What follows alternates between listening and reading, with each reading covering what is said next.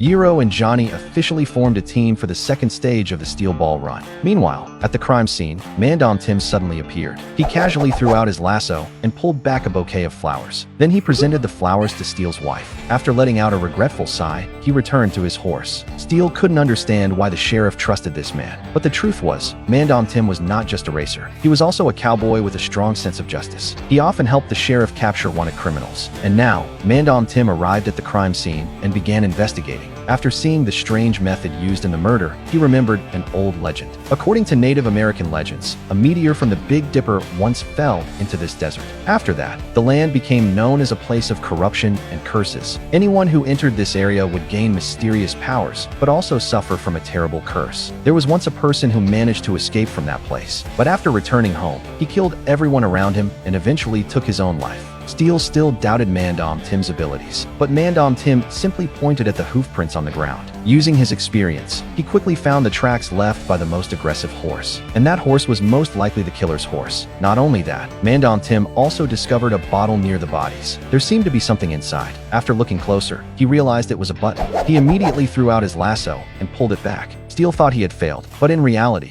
Mandom Tim had already hooked the button perfectly, and he did it without even touching the bottle. After retrieving it, he discovered that the button belonged to one of the victims. This proved that the killer had the ability to approach his targets without being noticed. However, there were simply too few clues left behind, so the investigation had to stop there for now. The next day, the race continued as scheduled. All the racers gathered at the starting area and waited for the second stage to begin. This stage would require them to complete a 1,200-kilometer journey, and this route would be extremely difficult. The rewards were the same as the first stage. At that moment, Johnny saw something in the newspaper. The racer with the highest popularity among the audience was Sandman. Yiro became annoyed and complained that the audience had no taste. But what really caught their attention was the location of the water sources marked on the map. Because they had to cross a desert, water was absolutely essential. Yiro even gave an example. Back in 1875, a tragedy happened where 26 cavalry soldiers were wiped out. They became lost in the desert while searching for water. And before they died, their eyes had already gone blind because of severe dehydration. The desert was far more terrifying than anyone imagined.